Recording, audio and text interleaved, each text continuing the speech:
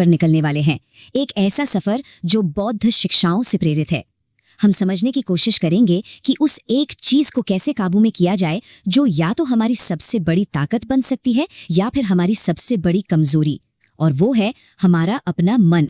सोचिए, यही मन हमारा सबसे अच्छा दोस्त भी हो सकता है जो हमें कामयाबी की ऊंचाइयों पर ले जाए, और यही मन हमारा सबसे बड़ा दुश्मन भी बन सकता है जो हमें नाउमीदी के अंधेरों में धकेल दे।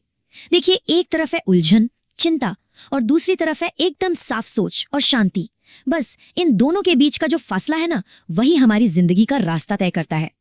तो सवाल ये उठता है कि कमान किसके हाथ में है, हमारे या हमारे मन के? देखिए, ज्यादातर लोग तो जाने अनजाने में अपने ही मन के गुलाम बनकर जी रहे हैं, उन ख्यालों में उलझे रहते हैं जिन पर उनका कोई कंट्रोल ही नहीं है। पर अच्छी बात यह है कि इसे बदला जा सकता है। तो चलिए आज यही समझते हैं कि ये कमान वापस अपने हाथ में कैसे ली जाए। तो हम एक बिल्कुल साफ रास्ते पर आगे बढ़ेंगे।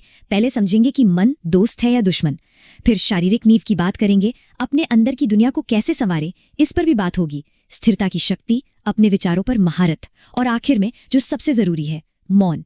ये एक ऐसा सफर है जो हमारे अंदर की उथल पुथल को एक ताकत में बदल देगा। तो चलिए शुरू करते हैं पहले पड़ाव से।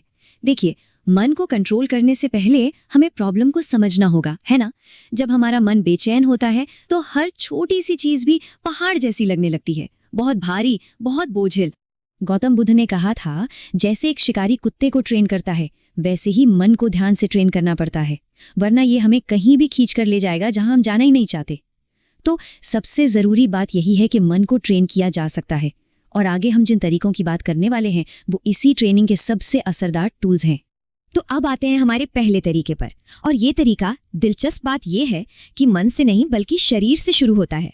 एक बहुत गहरी बात है कि जब शरीर रुकता है तो मन दौड़ने लगता है, और जब शरीर चलता है तो सोच थक जाती है। कभी गौर किया है इस बात पर? जब हम घंटों तक एक ही जगह बैठे रहते हैं तो ये जो ओवर थिंकिंग है ये और भी बढ़ जाती है। असल में इन दोनों के बीच एक बहुत गहरा कनेक्शन है, और ये फर्क बिल्कुल साफ है। सोचने से जब कोई थकता है तो चेहरे पर तनाव की लकीरें होती हैं, फ्रस्ट्रेशन होती है, लेकिन जब कोई चलकर थकता है तो चेहरे पर पसीना होता है और मन में एक अजीब सी शांति, एक संतुष्टि का भाव। तो शारीरिक मेहनत शरीर को थकाती है लेकिन मन को सुकून देती है, जबकि ज्यादा सोचना सिर्फ और सिर्फ मन को थकाता है। इसीलिए कहते हैं, शांत मन का पहला कदम एक एक्टिव शरीर है। ठीक है, शरीर की बात तो हो गई, अब आगे बढ़ते हैं, और अब हमें अपने मन का, कह सकते हैं, गेटकीपर बनना होगा। एक सीधी सी बात है, हमारा मन कोई कूड़ेदान तो है नहीं कि कोई भी आए और उसमें अपना कचरा फेंक कर चला जाए, है ना? हम जो कुछ भी देखते हैं, सुनते हैं, पढ़ते हैं, वही हमारे ख्याल, हमारी भावनाएं बन जाती हैं। तो अगर इनपुट ही कचरा होगा तो आउटपुट में शांति कहाँ से मिलेगी? तो करना क्या है? हमें एक मेंटल डाइट फॉलो करनी होगी। मतलब नेगेटिव सोशल मीडिया, फालतू की तुलना, गॉसिप, इन सबको कम करना होगा, और इसकी जगह अच्छी किताबें, शांति से बिताया हुआ वक्त और कुछ ऐसा कंटेंट जो हमें सोचने पर मजबूर करे, उसे बढ़ाना होगा। सीधी सी बात है, ऐसा इनपुट चुने जो अंदर से मजबूत बनाए, न कि बेचैन करे। और हाँ, एक और बात, कहते ना, खाली मन शैतान का घर। जब मन के पास करने को कुछ नहीं होता तो वो खुद ही अपनी परेशानियां गढ़ने लगता है। तो इसे कोई काम दीजिए, कोई लक्ष्य, कोई मिशन, या कुछ नया सीखने का चैलेंज, और फिर देखिए इसकी जो ये नेगेटिव एनर्जी है वो कैसे प्रोडक्टिव फोकस में बदल जाती है।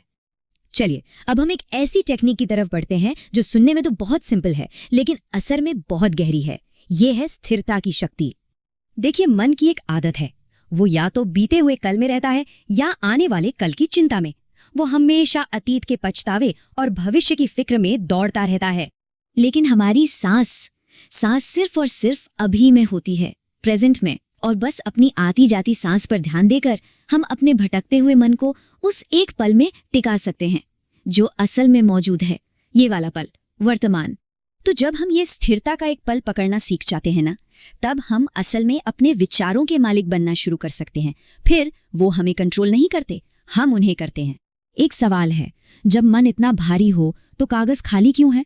अपने ख्यालों को लिखिए, गुस्सा हो, कंफ्यूजन हो, चिंता हो, सब कुछ कागज पर उतार दीजिए।